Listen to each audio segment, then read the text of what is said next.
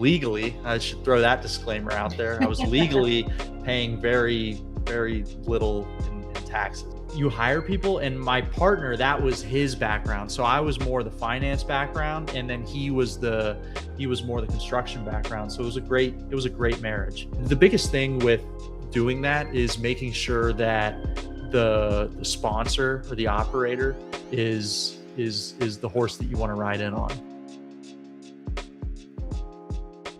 All righty, everybody. We are back with another Home Guys podcast. We've got James and Jen here pairing up again, and we are excited to be joined by Will.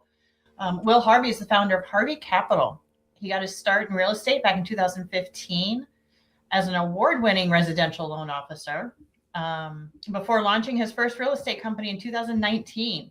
He eventually stepped into the world of private syndications as both a limited and general partner, and we'll be interested to hear what that all means. And then that experience led him to start Harvey Capital, where he now manages multiple funds and personally invests right alongside his partners. Today, we're diving into one of the most overlooked tools in the real estate investing industry, which is private lending, and why it's simple, asset-backed structure that can deliver consistent returns for investors. Will lives in Richmond, Virginia with his wife and their 2 boys. And like Home Guys, brings a faith-based or faith-driven perspective to the business, which we're kind of excited to dive into a little bit. So welcome, Will. Welcome, Will. I really want to dive in that one right away, just because I was kind of excited to hear that absolutely that you have a faith-based business too. But somebody was so we're franchising our model. Okay, so we flip houses here in Minnesota. We got 3 more already franchisees. And then that's why Jen and I this year are teaming up to push the franchise. That's why we're doing these podcasts and everything. It came up the other day and they go, are you serious? You guys actually pray before Monday morning meeting? And he's like, that is awesome. I'm like, yeah. We basically always say it's like, it's a faith-based company, but you don't feel like praying. Out of respect, you don't have to pray, but you bow your head or whatever. But that's not what people want. They love that. They love having that faith-based that we got your back. Because we help everybody out. I'm getting into something. We always have this model is do the right thing, the money will follow. Yeah, amen. But yeah, that's exciting. How do you get what does faith-based in your company mean? What does that look like? Yeah.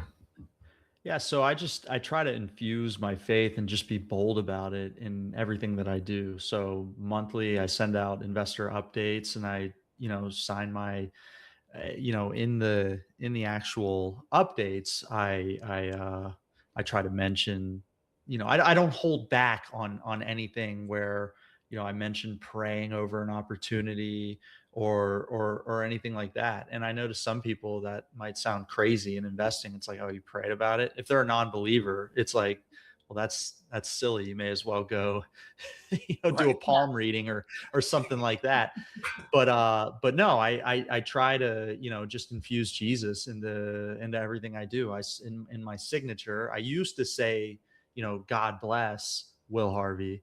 But now I put in Christ. Like I specifically want people to know that, I am a believer in Jesus Christ, and it's what I stand for. It's what I follow, and I have a biblical worldview. So really just trying to infuse that into the day to day, into the big picture as well is what I aim for. And then obviously, being in a business like real estate and hard money and fund management and all that, those can be, as I'm sure you guys know, they're vehicles to generate wealth, and that wealth is based on my worldview, which is a biblical worldview, is not to sit around and be stored up for my own my own pleasure or lifestyle or anything like that. It's to be used to, support initiatives that are trying to get the gospel to unreached places and and that sort of thing. So that's really, near and dear to my heart. And that's how I try to incorporate faith into what I'm doing. Yeah, we say that this, just us being in this business right now, was definitely a leap of faith. And we're not here for any other reason than God had a plan, and He led us down this path, and luckily we listened and we followed, and I love that. we didn't buck the system, and because this has built something for so many people, and we've been able to help so many people. But yeah, the story James was telling, Jaden was at church. He was doing, Jaden's our other business partner, and he joined a business leadership men's group at church. And so they were asking how you incorporate faith into your business. And he said, yeah, every Monday morning meeting before we start our meeting, we have our entire team get together. Whether it's virtually or, some people are in the office, and we started off with a prayer, and they looked at him and said, you can do that? You just do that as part of your business? And he said, yes. And I love that boldness.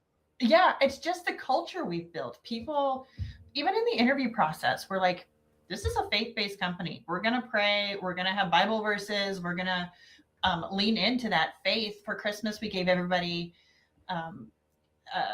daily devotional, like just hey, here, just as a stocking stuffer, but just so really cool. Really leaning into that. And that was really cool to see that there are other people. And I like how you say being bold about it.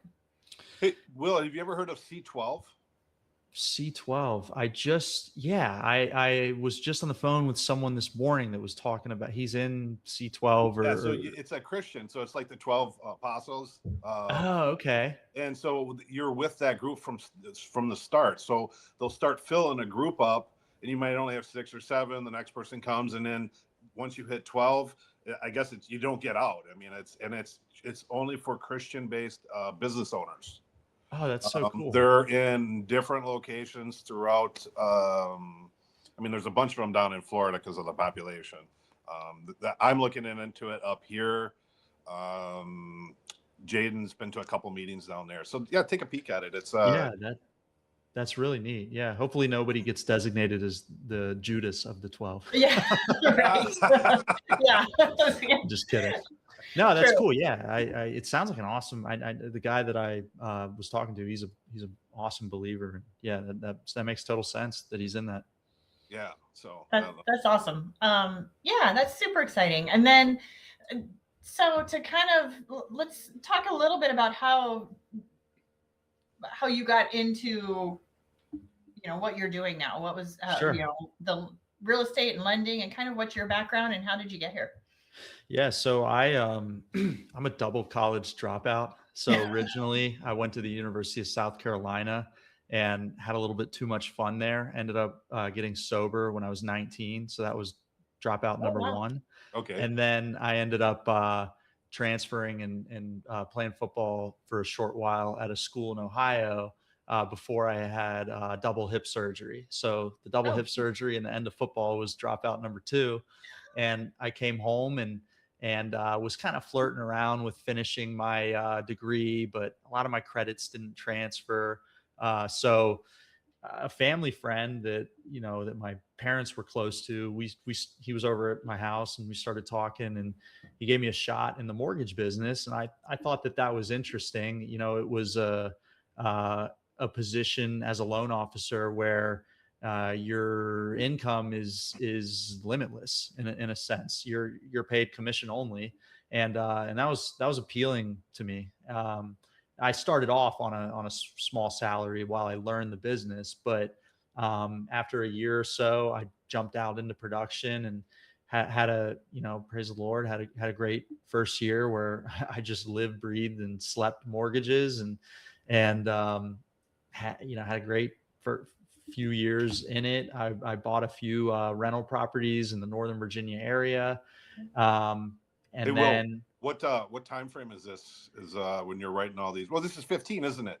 Well, that's when late 15 is when I started. I got into production right around the time that Trump got elected in 2016. So it was like late 2016. I remember everything was crazy. The markets were adjusting after Trump got elected, and started moving up, right? I mean, that was when more houses started moving. Yeah. 17 was a good year. Rates were low, and then 18 was rates started going up, and then it was a good, 17, 18, and 19 were the years that I was originating, and they were great years, and I lived very frugally. I didn't have a wife or kids or anything. I didn't live lavishly by any stretch, so I was able to just bank a good chunk of cash and put it into rental properties, and then at the end of 2019, I left the mortgage business because it was great money, but I was on a hamster wheel. There was no wealth being generated. I was a W-2 commission. It was commission based, but I was still a W-2 employee, and so I wanted to go off into real estate and do my own thing. So I went out and started flipping houses with a partner, and at the same time I would use the earnings from flipping houses, and I would direct those funds into syndications as a limited partner. Okay. So I was investing passively, and if you know anything about the tax code, if you're an active real estate investor, you can offset earned income with passive losses. So I would use the bonus depreciation from these. I'd get negative K1s from these investments I was making, and it would offset the income that I was generating from flipping houses, and it was great. I mean, I was legally, I should throw that disclaimer out there, I was legally paying very, very little in taxes. Keep going. So I'm kind of curious. So you got into flipping. Were you like, let me even go back further. Who told you about this? Like, who told you? Did you learn all that stuff as a loan officer? And then, like, you started to invest, or did somebody say, hey, you read this book, everybody says Rich Dad, Poor Dad. I don't know. What made you, because you just didn't go, I'm going to do this, right? No, yeah. Rich Dad, Poor Dad is one of the first books that I read. I mean, that's kind of like, it seems like every real estate investor's rite of passage just to read Rich Dad, Poor Dad. And for me, it was certainly really quick thing. Never meet him. Yeah, I've heard that. He literally, I was very, very disappointed, and I literally wanted to then get the hell out of this country. Then, if he's a ex-Marine, and he's always a Marine, but he's 78 years old, and he's just getting up there and ripping on America the whole time, and I'm like, leave, get out of here, thank you for the book, but go away. Yeah, I've heard he's a little crusty. Yeah, that's a good way to put it. He's a little crusty. Yeah. That's a way better way than I would have put it. But he has a new book. Well, I say new. It was like 6 or 7 years ago it came out. I forget what it's called, but if you read it, the tone is just kind of angry, and it's just kind of his tone just isn't. It's not a positivity that I like to carry and put out there to everyone else. I was absolutely just so disappointed. Yeah. They say never meet your heroes, right? Yeah, but I originally Rich Dad Poor Dad. I mean, the message in that one is, helps kind of get that mindset of exactly that investment or that entrepreneur or that business mindset to kind of set you down a path, I guess you could say.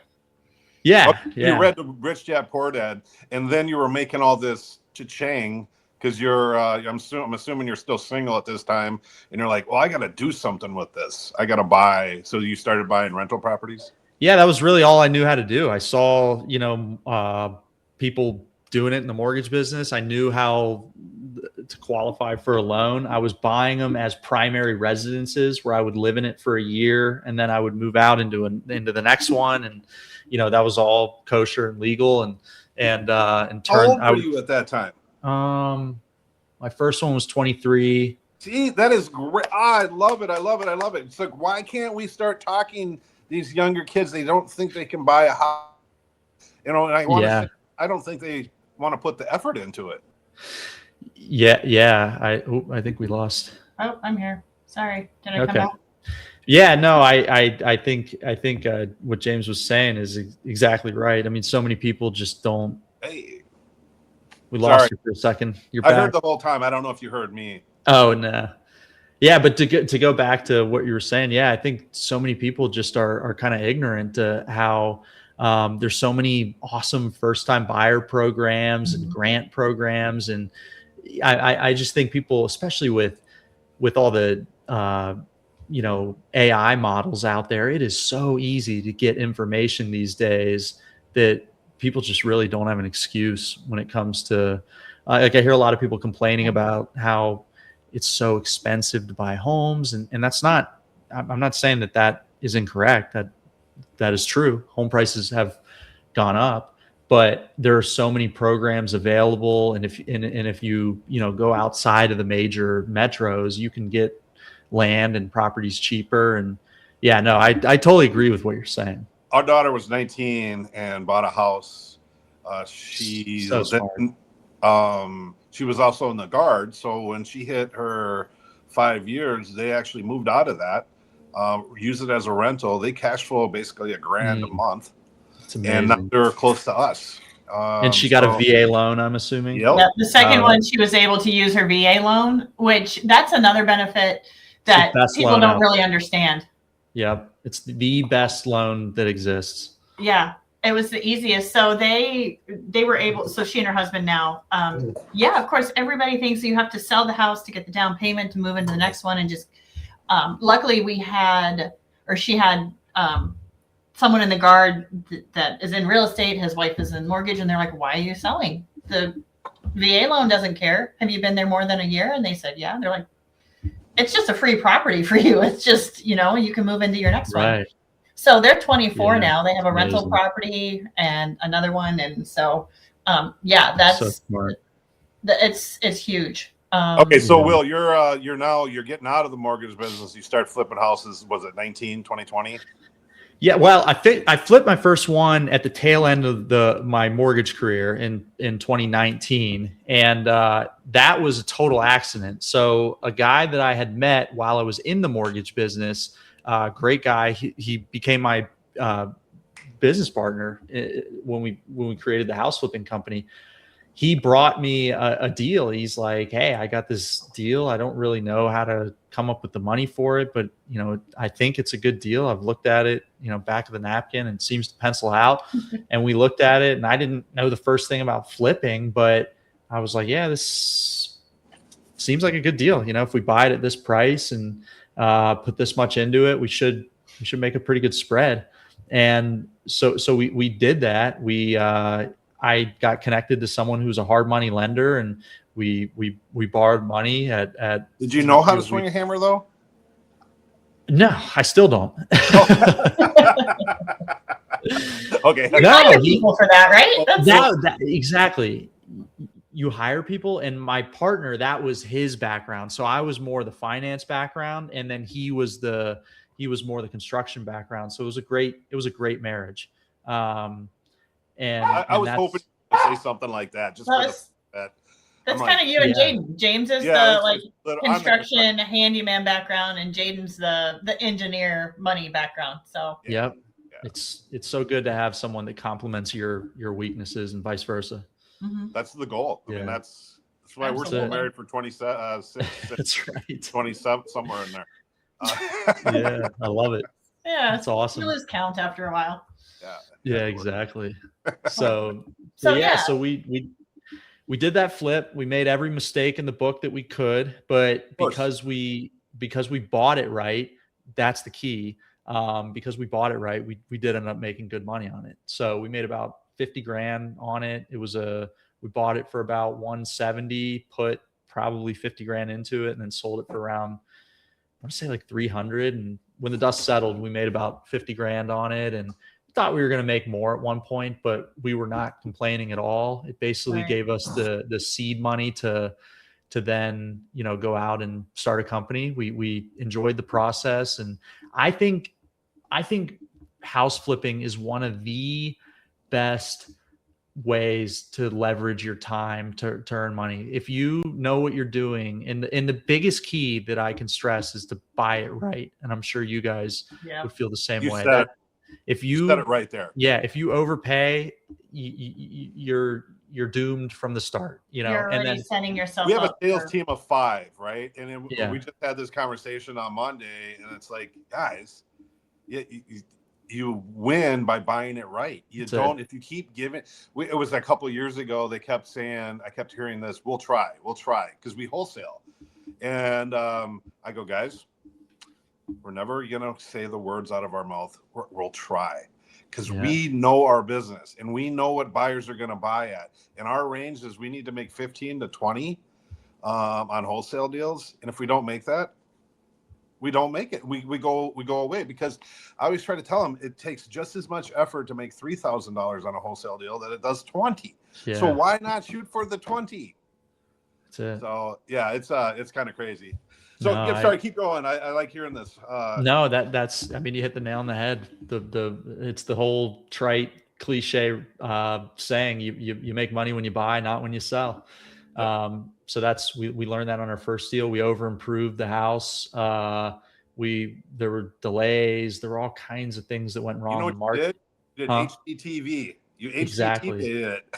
Yep. Yeah. We did the nice backsplash, and we did all the stuff that in the future, we ended up not. You just got to know your target market and where the property's located, and you got to do it Absolutely. based Yeah. on the standards of that area, instead of, just going in and making it something from HGTV like we did. My business partner, he almost killed me. So one time I had to spend $15,000 on carpet.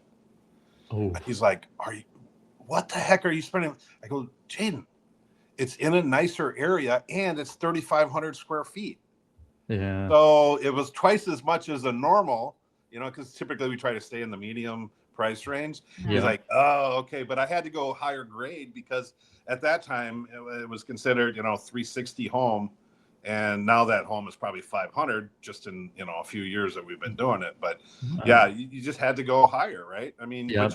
but you have to put into what the neighborhood. Exactly. It's like anything. You're putting out a product for an end user, and you have to be smart and know who your end user is. Is it a first time buyer? Is it, a move up buyer that's going to expect, a nicer product because it's in a nicer area? And that's what we didn't really understand on that first flip. We just thought, we just got to make it as good as we can. And yeah, that was not the right move, but it worked out. We But made you money. still made money. That's the great Yeah. part about it, right? Exactly. And that all comes from buying it at the right price. So we did that one. And then, fast forward to the end of 2019, let my licenses expire in the mortgage business, and just had enough and was ready to do my own thing. So I left that, and we started flipping, and it was good. It was good. We had some great deals in there, and I was investing in syndications and doing that whole thing. And I actually, a couple years later in 2022, with another guy, we bought with some silent partners. Him and I are the operating partners, but we bought a wedding venue and a small hotel. And we still own those today. And then after that, I just, venue and stuff too on it. What's that? Are you running the wedding venue, or somebody renting that out from you? No, my partner and his wife, they do a great job. Really? That's Yeah. So I would partner, do that. he owns a couple hotels, or his own hotels too. Okay. At different times, and then sold them to. He's taken hotels and turned them more into extended stay. Oh, cool. Okay. Like So a midterm rental. Instead of having 20 people running the hotel and changing sheets every day, now you maybe have 4, because you have one person, because you're changing them every week, and you're even just handing them the clothes, right? You're not even making the bed. Anyways, he had that model on a couple of them and cashed out on them. So that's awesome. Yeah, he's no, done that's pretty well on that. How big is your hotel? The How many motel is doors? about, I should say motel. It's 7 rooms. It's in this area in the Shenandoah Valley in Virginia where there's a bunch of Oh, wineries and breweries, and Oh, it's real cool looking, and we put some money into it, and it looks real modern, and it's a cool little hotel. It's not big. It's 7 rooms, like I said, right. and but it's a cool Do you project. make them like more of a Airbnb kind of? We are on air. We're syndicated across a bunch of different platforms like Airbnb, Verbo, Expedia. We have a direct booking website. We want everyone to book there because then we don't have to pay a commission to one of the, Right. the But what a cute little spot. You can make those so little, neat with the wineries and yeah. people go you on. drop that link in there in the chat down there to the and we'll make sure to include that. In fact, I might look into it because that's Yeah, Hey, sure. that's a great little area. But yeah, we'll have Brady, our content guy, make sure he works that in the direct link. Sure. Because I'd love to take Absolutely. a I look at it appreciate too. That'd be we're Yeah. empty nesters now, Will, and so we have a grandkid. Believe it or not, I know we look so Oh, young. congrats. That's great. He's perfect. How old is yeah, he? we 6 months. love. Nice. Oh yeah, 6 months. How old are your boys? I have a 3-year-old. He just turned 3, and I Oh. have almost 10-month-old. Oh, okay. Oh, So I'm yours in are the on thick the of it. move. Oh yeah, they're on the move. It's fun. It's a blessing. I'm in. Yeah. Hey, the baby needs changing mode. Here you go. That's Yeah. that's the joy of being a grandparent. You don't have you can love the child and and be there and hang out with them, but as soon as they poop, you can hand it right back. Yeah. Well, actually, he hands them to me. I'm like, no, I'm not. I do that with my I'm a mom too. grandparent too. I can hand. Yeah. No, I get the baby, but Yeah, that's mom's okay. I'll always change gonna him. take He's control. perfect. That's what grandmas do. Yeah. So to kind of jump back in here. Explain syndications. What does that mean? So a syndication is basically where it's basically where people aggregate funds together to buy a property that they couldn't buy on their own or that they don't want to buy on their own. Okay. So in our case, and in most cases in real estate, there are 2 sides of the syndication. There's the limited partners, who are the partners that are just putting up the money, the funds, and they have no active role in in managing the property. All their role is to write a check and supply a portion of the equity, and that's it. And then the other side of it is the general partner or the general partnership, which is the group or person or entity that is tasked with running the deal and making sure it gets from point A to point B, which is whatever you projected. So that's kind of it at a very high level. Okay. And you were doing that, and then that led you into Harvey Capital. Yeah, I've done. So when I was flipping houses, I was investing as a limited partner. So I would make I would make some money on a flip, and I would roll that into a syndication. So I would roll it into. I had a few guys that were doing apartments. That was the main thing I did. I've invested in some mobile home parks as well, but apartments was really the bread and butter. And I would take a chunk of cash, 25, 50 grand. That was usually the increments that I would do. And I would just invest it into a syndication, a 100-unit multifamily property in Arizona or Texas or wherever. And if the deal made sense, the biggest thing with doing that is making sure that the sponsor or the operator is the horse that you want to ride in on. Everything hinges on their ability and their character. So yeah, You want that's proof that they've done it before. exactly. Yeah, it's pretty big. Hey, I just wanted to if you see me disappear, I have my dogs in here, and I'm either letting them out or putting them back in. I don't Right. disrespect you. I know about syndication very well. I have a very needy dog, so I understand. Oh my Yeah, gosh. well, we got 3 of them here, and there's only one that's really needy. But Yeah. He's just enthusiastic about life. Yeah. Well, there you go. He's enthusiastic.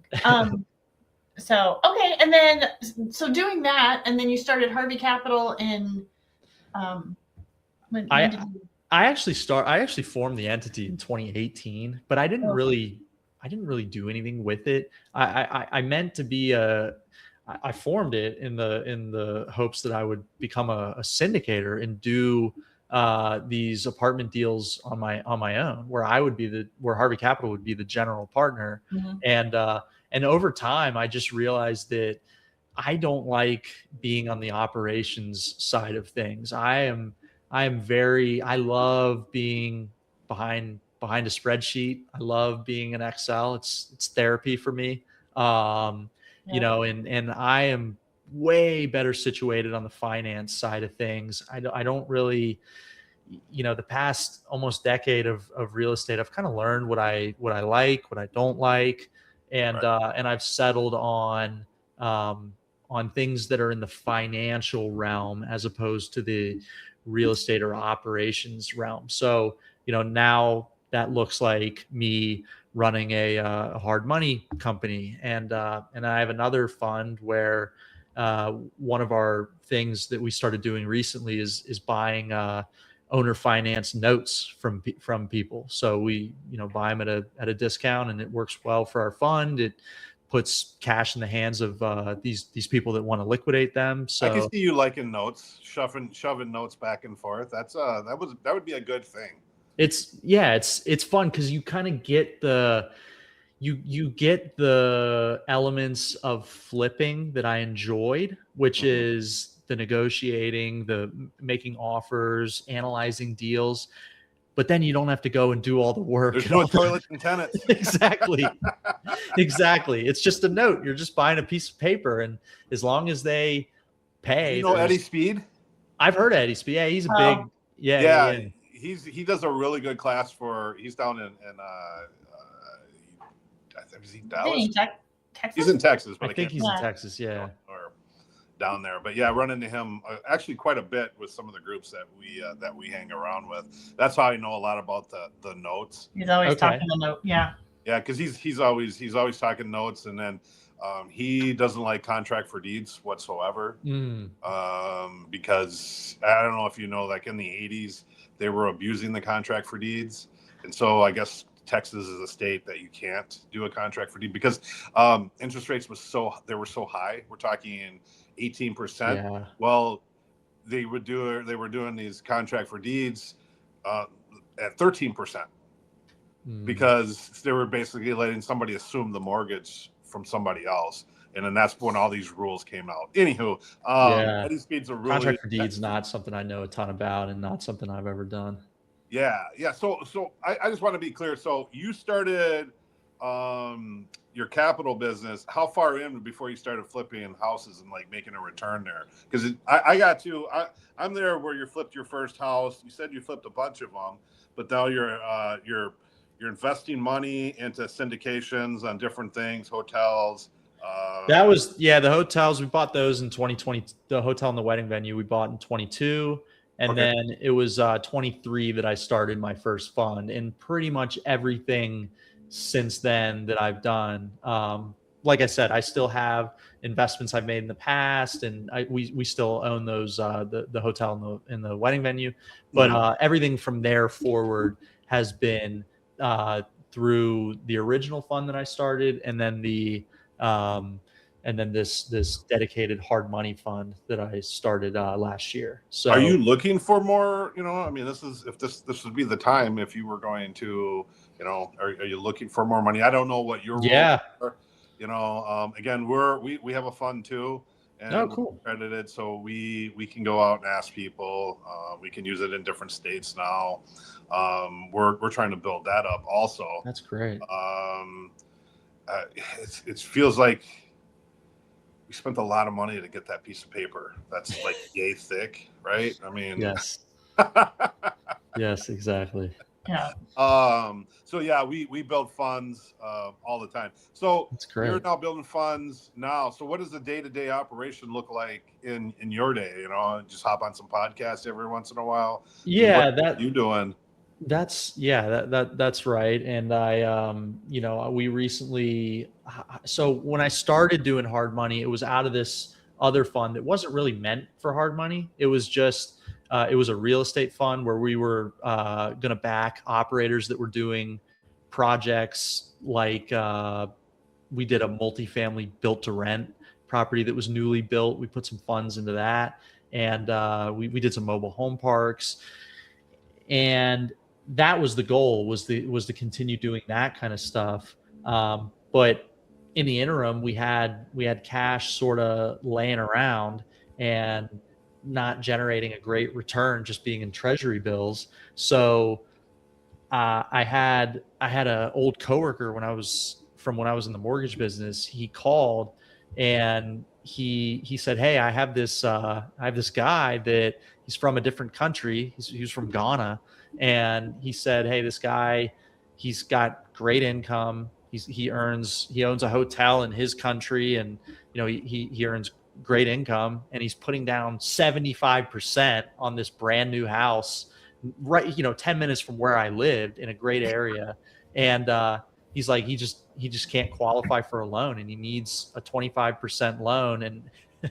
And he was asking me to do a hard money loan, 25 LTV in first lien position. Yeah. And it was before he got finished saying all that, I was like, I'm in. I'm good. Yeah, no brainer.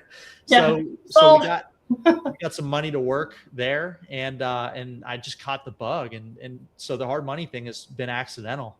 I dipped out a little bit, but I heard everything that you were saying. I was waiting for Jen to send me back in because it still had you talking. So if you saw me disappear and I came back, I heard everything.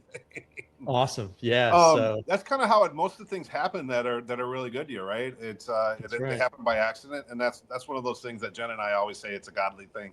Amen. It's like something was going, wait a minute, you got to go do this, but I thought I was supposed to do this. Nope, I guess this is he leads you to the he put something in front of you that exactly. You're going this way now. Yeah.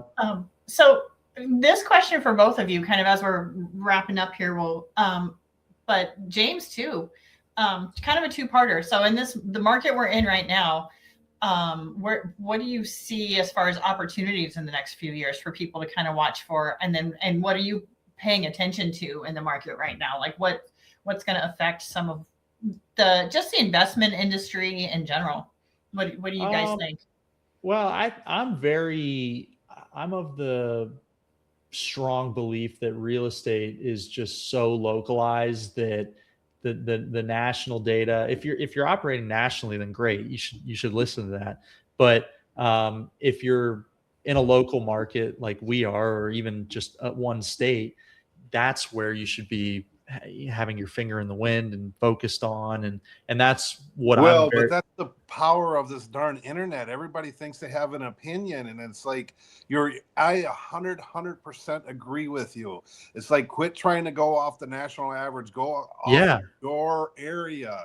Understand real estate is local. Yeah. And sorry, that just hit a nerve, man. That was It's so true. And I think the same thing when I start hearing people regurgitate statistics nationally. It's like, who cares? It doesn't mean anything. And again, unless you're a national lender or a national builder or whatever. And you're a numbers guy. And I don't know if you feel this way too, because you're saying something that I normally lean more into is, if we all knew the correct KPIs and had the exact same KPIs, how we're judging something, then we can go off of that. But we don't. And so one person says, one thing because their statistics are saying 35%. I'm just making up numbers, right? And I go, that's why I don't like those. And that's why what you just said hit a nerve to me, because I'm like, yeah, it's quit taking all this stuff, all these statistics from outside our area. Yeah. Take it in our area. Yeah. So that this to some people this might sound crazy, but I get the best information from just listening to what other people are saying and talking to borrowers, talking to other lenders. I go to meetup groups and networking things, and I've been hearing lenders.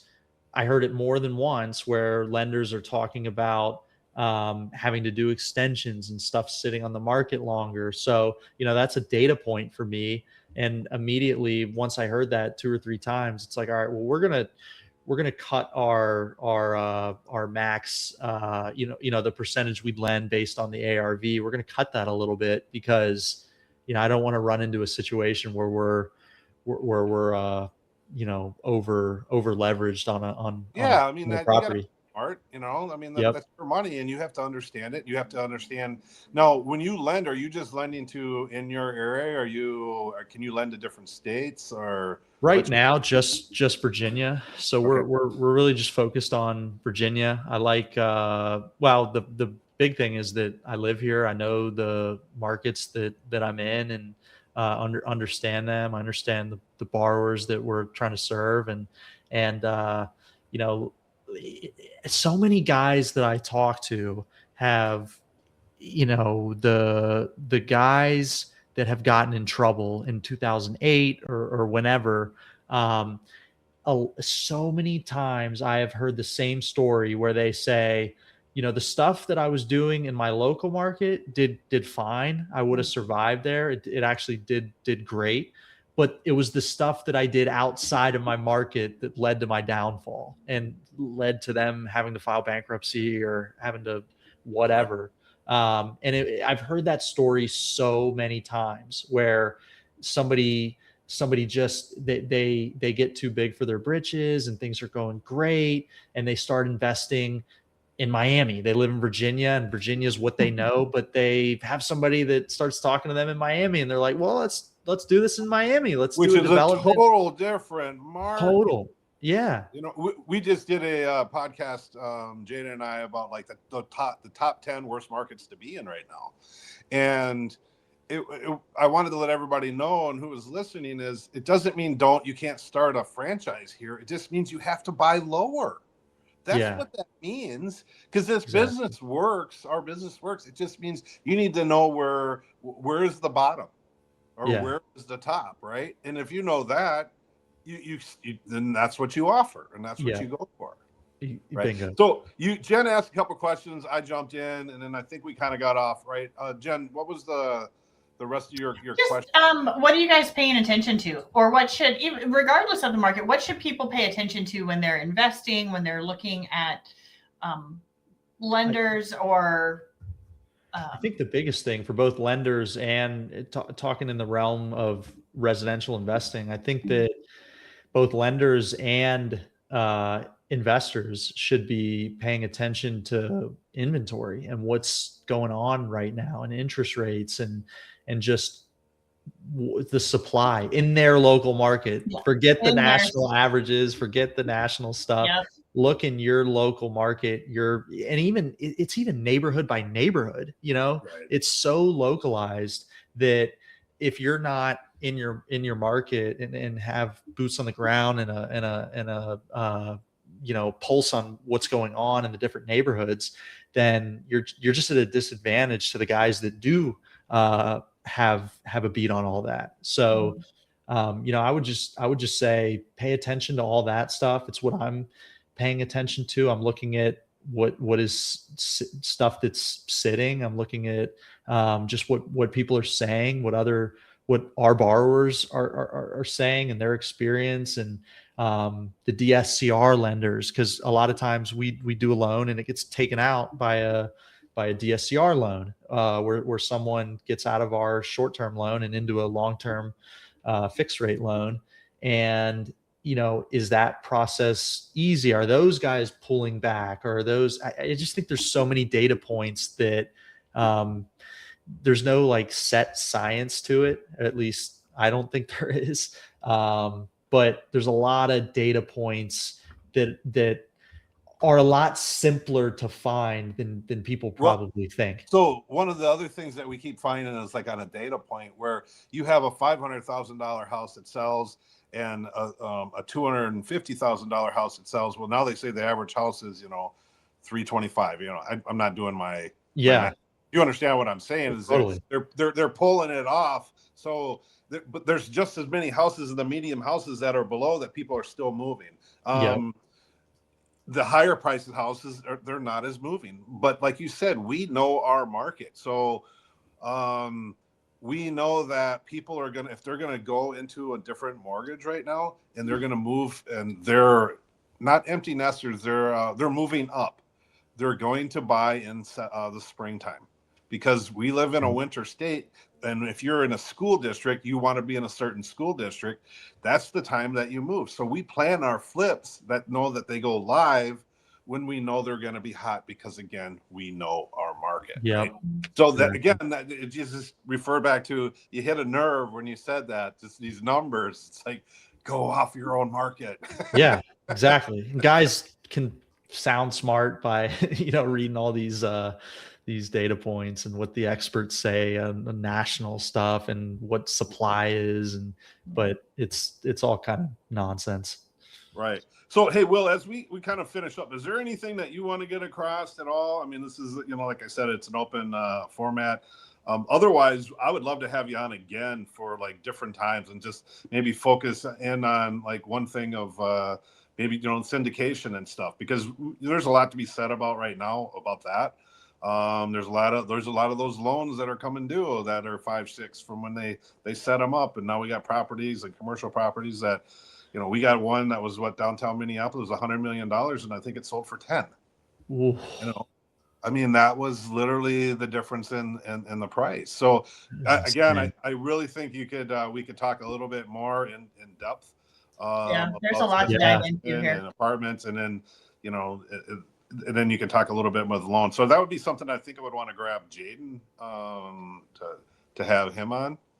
That would be great. I do, we didn't even talk about this, but I've in that first fund we invest we invest in publicly traded real estate companies as well, and there's a lot of things I've seen going on from reading all the filings from those different REITs and things like that, and just seeing all the carnage and loans being pushed back and right. It's very interesting.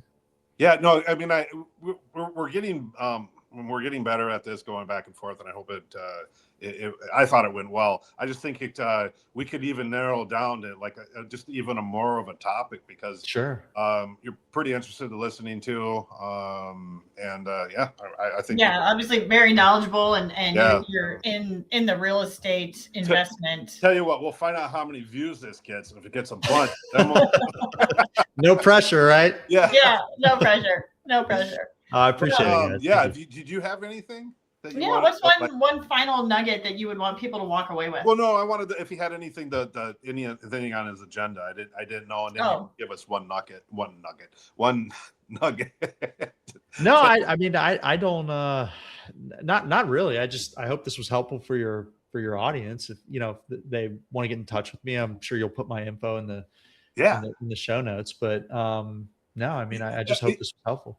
You might even get some hits where there's a lot of people that want to talk to other Christians too, Yeah. Which is amazing. Yeah. I mean, that's another avenue we can. So Jaden and I, we do a podcast where we're like, hey, this is a James and Jaden show where we talk about real estate and whatever else comes up. And then, sometimes we talk about our faith, and sometimes we're talking about hey, should we go get a rental over here and blah blah blah. Yeah. That's great. And then what's your portfolio look like? Yeah, me. We can end it, and we can finish talking. You want to end it, hon, and then we can talk. Yeah.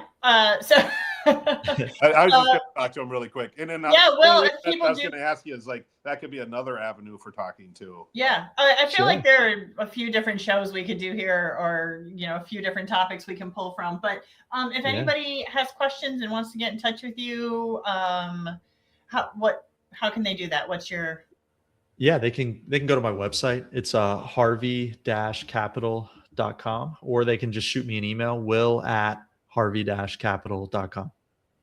Perfect. And yeah, that's like I said, we'll probably have you back on at some point and Yeah, if you would like. dig deeper I would into love some to. of these topics, because it's definitely something that people want to hear about. And this has been great. So thank you It's so great. much. It's therapeutic for me to talk about this stuff. I talk about it with my wife, and her eyes start to glaze over, and she falls asleep. So, it's good to talk about this stuff. It's Does therapy for me. she in the business at all, or? No, she has her own. She's in the occupational therapy world, Okay. so Oh, okay. she has her own business. But no, she's not in this. She's very. I say that jokingly. She's very interested in what I'm doing. She's an amazing wife and awesome supporter of mine. Sometimes we just glaze over when it's like you start. Yeah.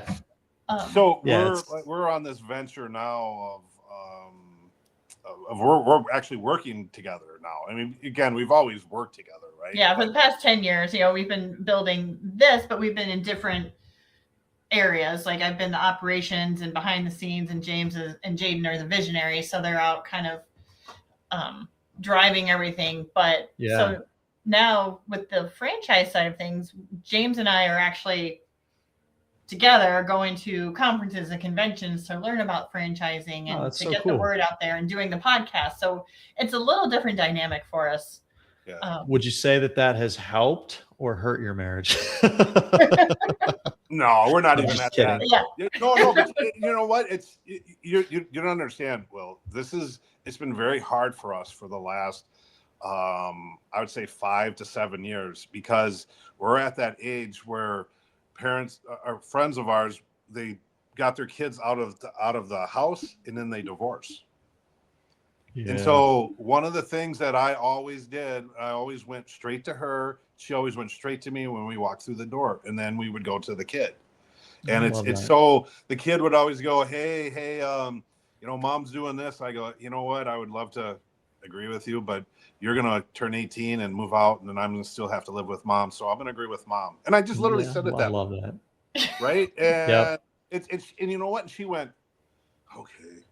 Yeah. Right. And it was that's just the way it was. And that's the best, it adds, it adds a different level to the relationship, instead of, when you're having to interact, a different dynamic to the relationship. And I actually talked to John and Amy Nolan this morning on another podcast. They're another husband and wife team in Oklahoma. And people are always amazed. They're like, wait, you work together, you live together, you actually still like to socialize and hang out together. And I said, it's weird. That's why we got married. Like, that's why, and that's right. Sometimes it's a challenge, and sometimes, you're, that's so cool. It's when it's business, right? And when it's not business, it's not. Yeah, and being able to separate that. And then, what John and Amy and I talked about this morning too, is respecting the other person's skill set. Because I can't do what James does, and James can't do what I do, and that's why when James and Jaden kind of this all came together, like, oh, we need somebody with this skill set, and brought me in to run the office and the operations. And it's really just a trust and respect thing. Like, yeah, amen. That's awesome. But yeah, it's been good. So now we're going down this new path, and we'll figure out. It's fun. It's figure out what it looks like. I don't know. That's so great. Another challenge. Yeah, I'm pumped for you guys. Seems like you guys got a good thing going. Yeah, we'll keep in touch, and then, like I said, we'll have you on again. And thank you, everybody, for listening. That's Will Harvey and James. You're still going? Yeah, we're still going. We got all that. Brady will work with it. He, our content guy. So awesome. Thanks, everybody. Thanks, guys. Thank you.